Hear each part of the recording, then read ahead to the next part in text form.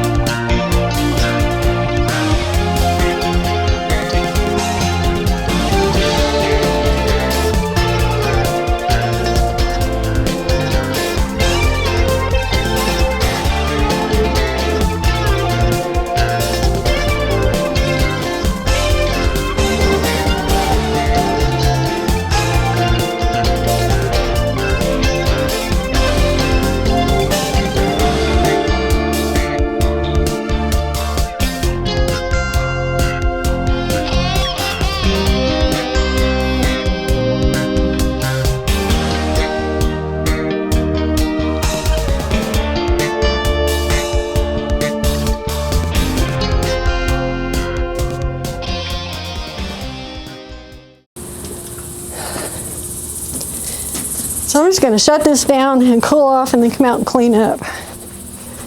So I'll catch up with you inside.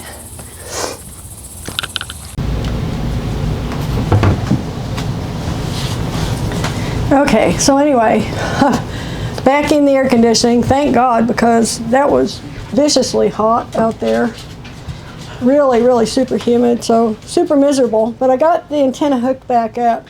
I'm going to power up the radio and just turn it on and see if it's actually picking up anything now, because it was picking up signals before, but I couldn't hear them, so they weren't strong signals.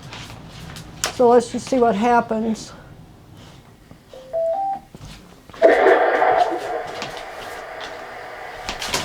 I've got the local police programmed in here.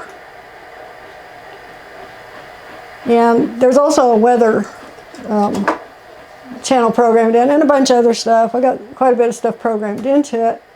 I'm just going to have it scanning these frequencies. Let's see, wrong. I've got too many microphones here. The one thing I don't like about this Yaesu mobile radio is you have to use the mic to do a lot of your input. It's just inconvenient to me. I guess if you're in a car it would make sense, but having it inside, it doesn't make that much sense. Oh, I want to scan on that frequency. Well, come on, scan. Okay, it's picking up something. Got the squelch turned almost all the way down. I'm going to turn these way down because it's got this ASP function engaged. So it's a lot noisier without that. But if I do get traffic, I should be able to hear it on here now if this antenna is working, if it's correctly hooked up. It's plenty far up there. It's 30 feet in the air, so hopefully we'll get some activity on that. So I'll give it a little more volume. Don't want to turn it up too loud because when it does, it really gets loud. Gets obnoxiously loud.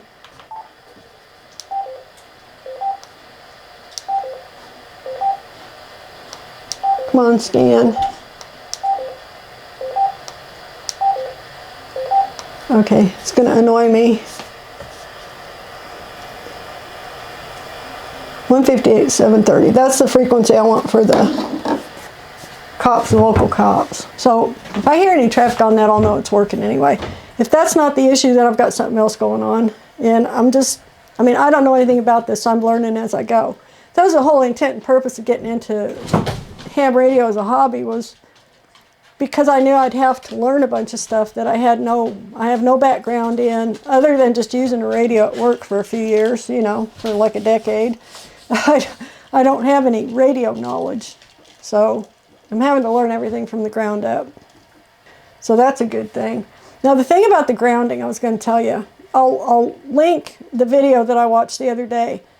The whole time I was doing all this grounding work, I watched dozens of videos. Almost every ham operator out there who has a YouTube channel has everything grounded through a panel and then out. And I'll show you the kind of setup I'm talking about. They will get like a grounding bus like this and stick it on a desk or a wall or somewhere, and then they'll ground each piece of equipment to it with copper wire, copper braid. And then they'll run a ground wire from the bus out to a ground under the window or wherever they're going out. So I did all that, and I had it all done, and then I got to thinking about it, and I thought, why am I doing this when these are made with, plugs on them, these radios. I mean, granted, the mobile radio doesn't have like an AC plug, but the power supply that's running it does. And I've got the power supplies plugged in to a power strip that is the kind that if it gets a shock or something, has a fuse in it that'll burn out and it'll shut off power to it. It's a protector, a protective circuit type thing. So I've got that plugged into that anyway, and the only things that are plugged into the wall are the power supplies. the radios plug into the power supplies, not to the wall. So I'm thinking, why am I grounding all this stuff? In addition to it's already grounded through the house ground. And I know the house ground's there because I've seen it. And I know I think Bill actually installed it or double checked it when we moved in here because he redid the electrical in the house. And so it has been checked and confirmed. It's good, it's a good system. So I got to thinking, with all these other rods in the ground and even binding them together, what's the point? It seems like just massive, major overkill. Seems like a big waste of time and money, actually. So I got to thinking about that. So I started looking for other videos with other perspectives, and I found one, a guy talking about what the electrical code actually says about grounding equipment, because he was of the opinion, and I tend to agree with him after listening to it and then reading the code too. People are interpreting these radios to be equipment when that's not necessarily what equipment means in the code. It's not in the definition in the code. So it's something, if you're interested in that, seeing that perspective of it, I'll link that video so you can go take a look at it. And when I watched that video, there's like a light bulb went on. I was like, now that makes sense to me. If, the way I'm looking at it, and I could be wrong, I don't know, I'm not an electrician. I have no claim to any special electrical knowledge or anything. I barely understand the stuff, but it seems to me just like on a logical level, if you've got a ground going out of your house and it's grounding the whole system in the house, all the wires in the walls, all that, and it's a functional ground, then if anything occurs in the house, it's grounded out, and then it'll prevent a fire, right? I mean, that's the whole purpose of having it there, is to send it to ground to eliminate potential, shorts or whatever, I guess. And I'm not explaining this well because I'm not an electrician, okay? But in this video, he was talking about a guy who had a question about his grounding, and he said something to the effect of, he had his radio grounded and, separately, and lightning hit a tree in his front yard, and the lightning passed through the ground to his ground rod to his radio and blew up his radio. Now, is this real? I don't know. But it's logical to me. If electricity, if a lightning bolt hits somewhere near you, it's going to energize whatever it comes into contact with, or whatever is close enough for it to have an effect on. I mean, that's how lightning works, right? You can be standing around a tree, the tree gets hit by lightning, but if you're standing there, you might just drop dead because you've been electrocuted because it's getting you through the ground. So electricity doesn't just hit one spot and stay there. It's mobile, it moves. So that made sense to me. And I thought, that's weird, because then that means if this actually happened to this guy and he didn't have his radio grounded through the house system, but he grounded it out the window or whatever, then that ground rod he had out the window actually acted as a conduit for the electricity to come into his radio. So it's kind of like, it's almost like inviting it back in. Now, granted, if, I'm not hearing it very loud on this, I'm hearing it on the scanner. Anyway, granted, if lightning hits close enough, it's liable to fry everything anyway, so I mean, what do you do? But if you're grounding to prevent lightning damage, then the more opportunities you give that lightning, if it hits close by, to come in and get your stuff, I think the worse it is, really, if you think about it logically. So I got to thinking about that, and I thought, you know what? I really got to think this through. It just didn't ring true to me, all this grounding stuff, and it was bothering me the whole time I was working. I was thinking, this is such a critical thing, I've got to get it right, blah, blah, blah, and I was really stressing out over it. And then after watching this other video and reading the codes, I didn't just take the guy's, word for it. I looked, and he's right. There's nothing in there about grounding ham radios. It does talk about grounding an antenna tower. A tower is a different animal from having an antenna on a pole on your carport. That's not a tower. A tower's got legs, you know. A tower's embedded to the ground, that kind of thing. And those are required to be grounded. But to go to all this trouble to do all this excess grounding, I think is probably A, unnecessary, and B, it might even be dangerous, and C, it's a little bit weird because I haven't really found anybody yet who explains exactly why it's supposed to be done in the first place, other than to say, in the event of lightning. Well, I've got a little box on the side of the house out here where I put in 2 lightning suppressors for my antennas. I've got 2 antennas running through that box. I've got one for my CB and one for my ham radio. And I do have an antenna lightning suppressor in between my antenna connection and then the wires that come into the house actually to my radios. With the theory that if it gets hit by lightning, if my antenna was to get hit by lightning, it would blow that current protector and hopefully prevent it from blowing up the radio. That's if I forget to undo it when a storm's coming. So it's so easy just to undo the antenna when the weather's bad, you know what I mean? So anyway, the other night really kind of made me rethink all this, Monday night, because that was the day after. Was it the day after? Might have been Sunday night. It was the day I got done moving the carport, and I had staked down the west end of the carport.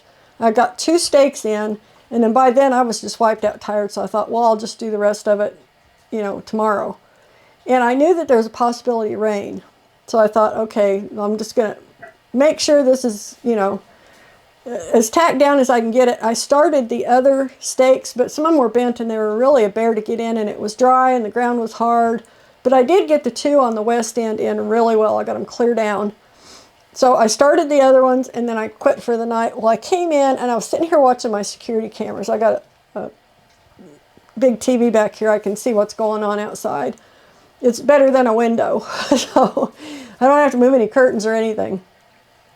So I'm sitting here and this storm blows in, and I'm watching that carport, and it's just pelting rain, and the wind is blowing the rain sideways, and the carport's going like this, and I'm like, oh crap, I hope I got it staked down enough to where it doesn't take off here momentarily. The storm, I think what saved it was the storm came in from the northwest. Storms here usually come from the southwest toward the northeast, but this one blew in more from the west, northwest, and came across. So it kind of hit the sheltered side of the carport first, but it was still rocking it around pretty good. I was like, oh man. So I'm watching this happen, and while this is going on, this turns into a major lightning event. So it was lightning flashes, one after another, for like 3 hours it took for this storm to finally blow through here. And the whole time it was just lightning, constant lightning flashes. And I'm thinking, well, I guess I'll find out now if my antenna is going to take a hit, maybe. Now, I'm not real concerned about my ham radio antenna taking a hit, and I'll tell you why. It's not the tallest thing in this close vicinity. It sticks up. It's a 27-foot expandable mast, and then I've got my little antenna on top of it, which is like a 7-foot antenna. So what is it at most? 27, 34 feet, 35 feet in the air at the top of it. Well, over by the front porch, there's a breakover pole that has my TV antenna and my internet satellite up on it. And that pole is probably 40 feet, maybe 45 feet, somewhere about there. It's a tall pole. If anything's going to get hit out here, it's probably that pole, and that pole's been there forever, and as far as I know, it's never been hit. So I'm not that worried about it. And then the other night I got to thinking, well, maybe I'm just being excessively worried because, you know, here I get this major electrical storm and nothing happened, and, you know, thankfully lightning didn't hit real super close to the house or anything, although it hit around us. So I'm thinking, okay, maybe I need to totally revisit this grounding thing, because I had hurried that day to get the grounding done, thinking you know, if this comes in and it's a lightning storm, this needs to all be grounded. Well, and nothing happened, but then again, nothing happened before. So I just don't know how necessary it is what I'm saying. Now, there are people who would probably argue to the death with me on this and say, yes, you have to ground your equipment piece by piece to a bus and then, you know, then out to the ground, blah, blah. That, if that's what they want to do, that's on them. But as much as I don't understand about electricity, I do understand what's written in the electrical code now, after looking at it, after watching this other video with this guy talking about it. And there's nothing in there that has any requirements for grounding any kind of a household appliance that's, like, say, aside from something in a wet area like a dryer or whatever, or, you know, electrical water heater or whatever. Those things are all dealt with separately, but they still go to the house ground. It's not like they have a separate ground. That all grounds through the house ground. So I don't see the sense in it. So what I did was I went around yesterday, and I was kind of aggravated because I spent quite a bit of money on copper wire and stuff. I got a lot of copper wire now, number 6 wire. So I went around and rolled up all the wire, disconnected everything. Now I've got to go out. I'm not going to do this until it gets a little cooler out. But I've got to go out and pull all those rods out of the ground now.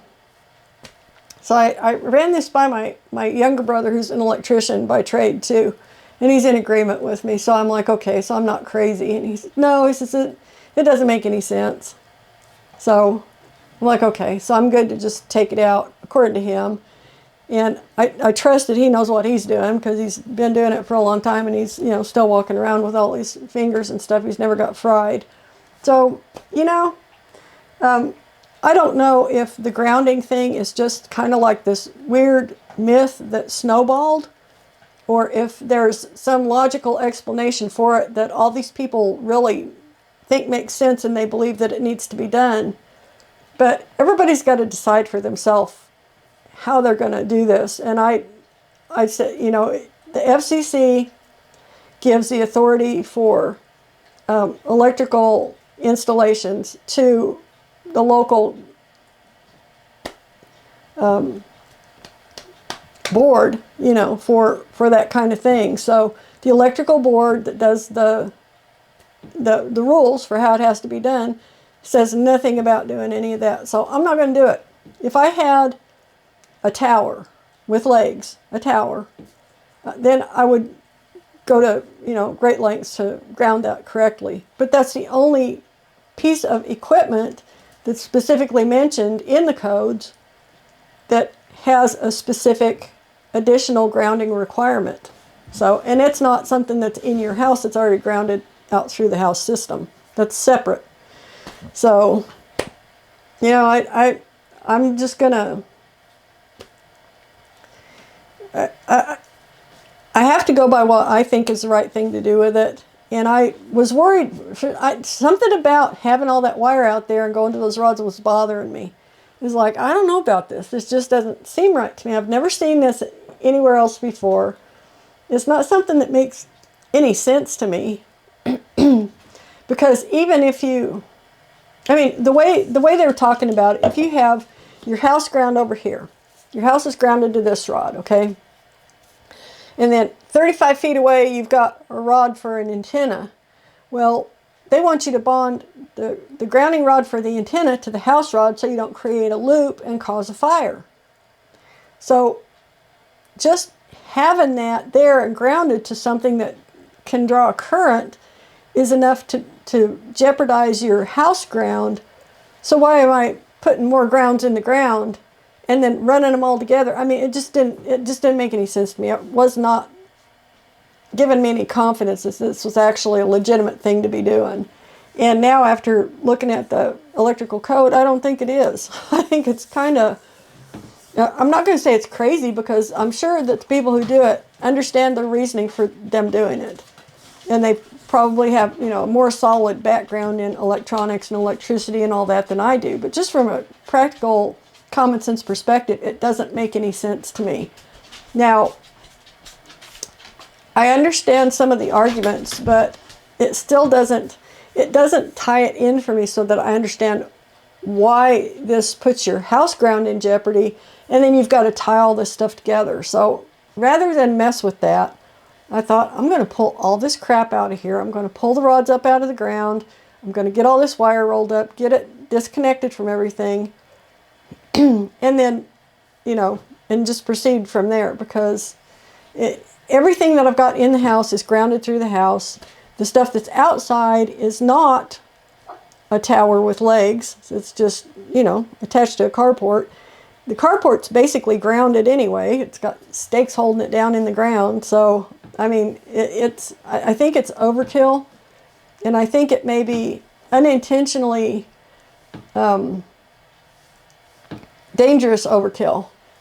You know, because it's, and I'm not saying that just because I think it's, you know, I'm saying that because if you don't understand all this stuff, maybe there's something there that we're throwing a fly in the ointment that doesn't need to be there by doing all this extra grounding. So I undid it all. I'm like, nope, not going to do that.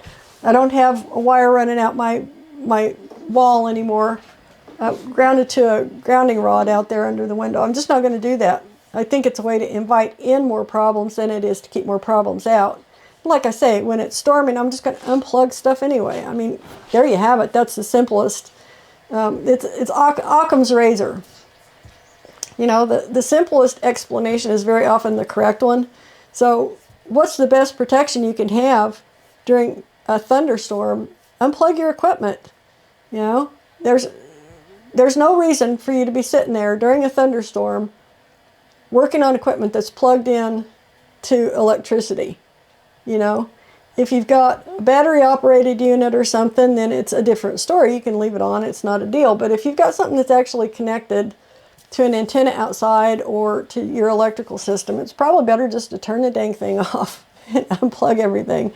Then you know, unless you get a direct hit and it just, you know, the bolt from heaven comes and kills your radio, then, you know, at least you know you've done as much mitigation as is humanly possible by unplugging it from the system. So anyway, that's what I'm going with. That's my whole new attitude towards it. Until I see something, and I'll keep looking into it until I thoroughly understand it, but where I'm at right now, I'm of the opinion that it's probably overkill, and it may even be unintentionally inviting more problems than the problems it's intended to prevent to begin with.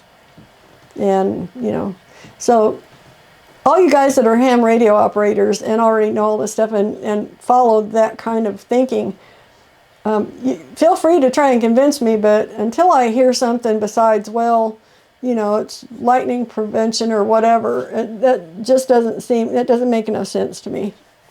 When the simplest explanation, the simplest cure for that is to unplug it when there's a storm.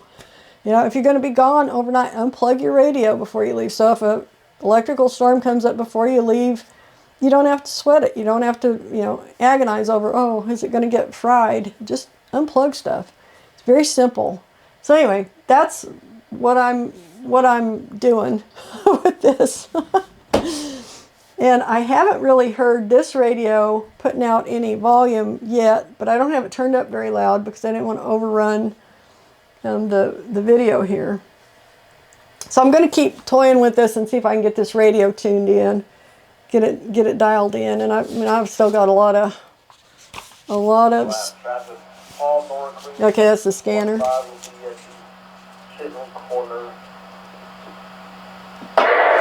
But it is picking it up on this radio. I just can't hear it. So, and I know I've got a good connection to the antenna now. So it's something about how I've got this radio set. I think I need to go through and learn the settings.